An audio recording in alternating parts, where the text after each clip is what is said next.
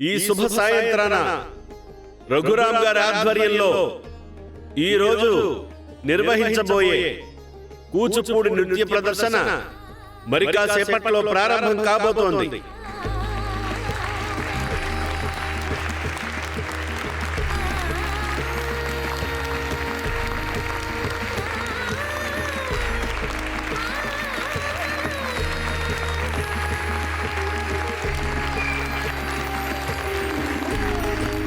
లలిత కళలు ఇంకా బ్రతికే ఉన్నాయంటే మీలాంటి వాళ్ళు ప్రోత్సహిస్తున్నారు కాబట్టే రఘురామ్ గారు.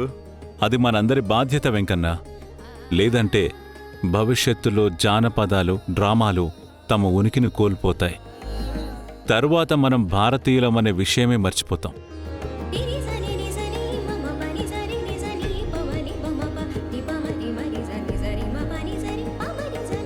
రామా, ఏంటి చూస్తున్నావు?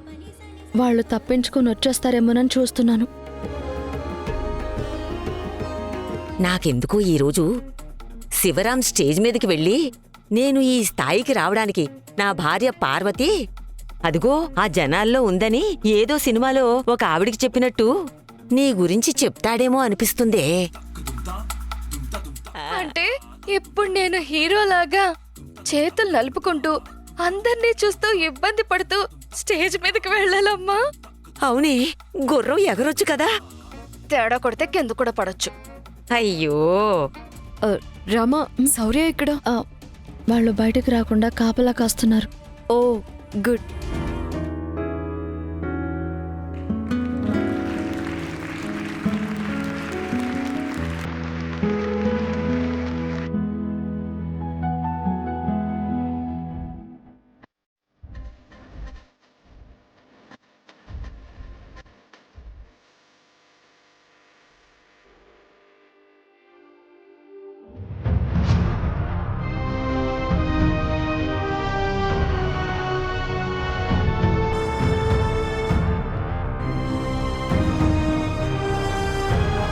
ఆపండి మిమ్మల్ని! ఏమండి?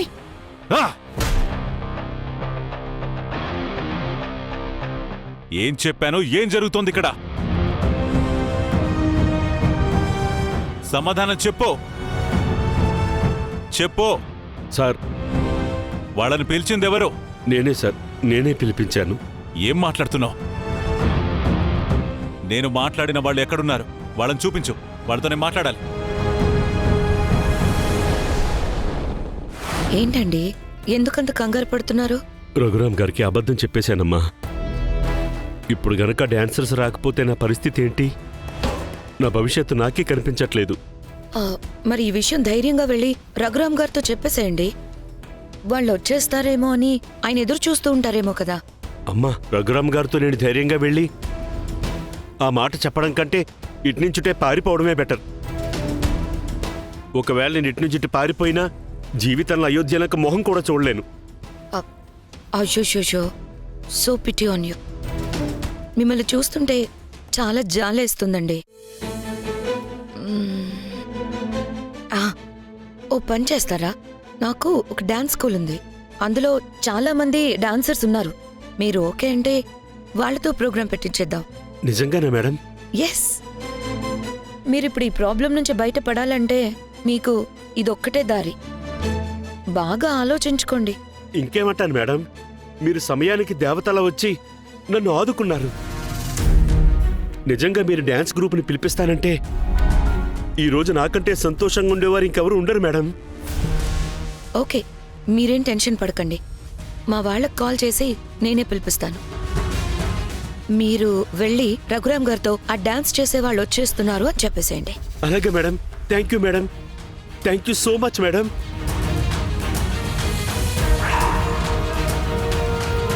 రఘురామ్, ఇప్పుడు నేనాడిస్తాను. రఘురామ్ గారు, ఏంటండి ఉగాది రోజు ఆ పాటలేంటి, డాన్సులేంటి, వాళ్ళు వేసుకున్న బట్టలేంటండి? నేను మాట్లాడుతున్నాను కదా, ఉండండి. మేనేజర్ గారు, మీ మీద నమ్మకంతోనే కదా అన్నయ్య మీకు ఈ ప్రోగ్రాం ఇచ్చాడు. చూస్తున్నారు కదా జనాలు అలా అడుగుతున్నారు. ఆడవాళ్ళు చిన్నపిల్లలు అందరూ ఉన్నారండి. ఇలాంటి ప్రోగ్రామ్స్తో మనం సమాజానికి ఏం సందేశం ఇస్తాం? సమాధానం చెప్పాలి. సార్ అది ఏమైందంటే నువ్వింకేం మాట్లాడకో. వెంటనే ఈ ప్రోగ్రాం ఆపించేసి నేనడిగిన కూచిపూడి కళాకారుల్ని స్టేజ్ ఎక్కించండి. చెప్పవయ్యా, ఏదో ఒకటి చెప్పు. వాళ్ళు వస్తున్నారా రావట్లేదా? ఏమైంది? వాళ్ళొచ్చారా రాలేదా? అది వాళ్ళు రాలేదండి.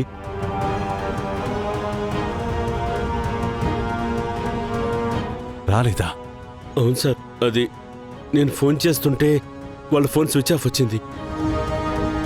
అందుకే ఏం చేయాలో తెలియక అనగాదేవి గారితో మాట్లాడితే ఆవిడ డ్యాన్స్ స్కూల్ వాళ్ళని పంపించారు.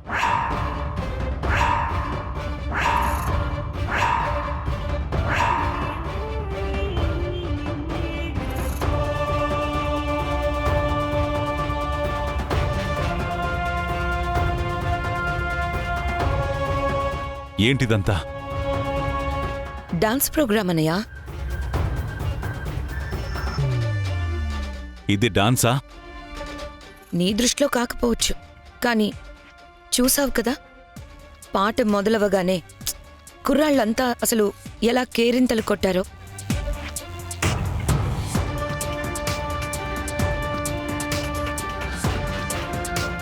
మనకి ఏమిష్టమో జనం మీద రుద్దకూడదు. వాళ్ళు ఏం కోరుకుంటున్నారో మనం అది ఇవ్వాలి. కాలం మారిందని నీకెన్నిసార్లు చెప్పినా నువ్వు అక్కడే ఆగిపోతావేంటనయ్యా? నేను వీళ్ళందరినీ ముందుకు తీసుకెళ్లాలనుకుంటున్నాను. ఏం మాట్లాడుతున్నావు నువ్వు? కొంచెమైనా అర్థమవుతుందా? నా పెత్తనం లాగేసుకున్నారు కదా వీళ్ళు, వీళ్ళకి ఇలాగే జరగాలి. అదే నా పెత్తనంలో అయితే నెక్స్ట్ లెవెల్ ఉండేది. పండగ రోజు ఈ అపవిత్రమైన ప్రదర్శనలేంటి? ఏంటి మీరందరూ ఎందుకు ఇలా ఆవేశపడుతున్నారు? మీరు పిలిచిన వాళ్ళు రాలేదు. ప్రోగ్రాం ఆగిపోతే ఎక్కడ మీ పరువు పోతుందో అని మీ గురించి ఆలోచించి నా డాన్స్ స్కూల్ నుండి టీంని పిలిపించి ప్రోగ్రాం చేయిస్తుంటే తిరిగి అందరూ నన్నే అంటున్నారా? ఇలాంటి ప్రదర్శన ఈ ఊర్లో ఇంతకు ముందెప్పుడు జరగలేదు. ఏం జరిగినా ఒక పద్ధతిగానే జరుగుతుంది. జనాలకి మా మీద ఒక గౌరవం ఉంది. ముందు వీళ్ళందరినీ పంపించేసే. అయ్యో, మరి వాళ్ళు వెళ్ళిపోతే ప్రోగ్రాం ఆగిపోతుంది కదన్నయ్య. అప్పుడు కూడా నీ పరువు పోతుంది కదా. ఊరోళ్ళందరినీ పిలిపించి ఇక్కడ కూర్చోబెట్టేశావు. ఇప్పుడు ఉసూరు అనిపిస్తూ పంపించేస్తావా? మరి వాళ్ళు ఊరుకుంటారా? ఆగో, ఎవరితో చేయించాలో నాకు తెలుసు.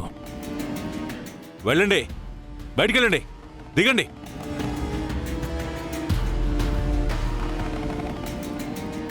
కార్యక్రమం ఆగిపోతుందని నీకెవరు చెప్పారు? స్టేజ్ మీద తోలుబొమ్మలాట ఆడిస్తావా? ఏం చెయ్యాలో నాకు తెలుసు. ఏం చేస్తావో చెప్పన్నయ్యా. తెలుసుకొని నేను సంతోషిస్తాను కదా. నేను మాట ఇచ్చినట్టుగానే ఇక్కడ కూచిపూడి నాట్య ప్రదర్శన జరుగుతుంది.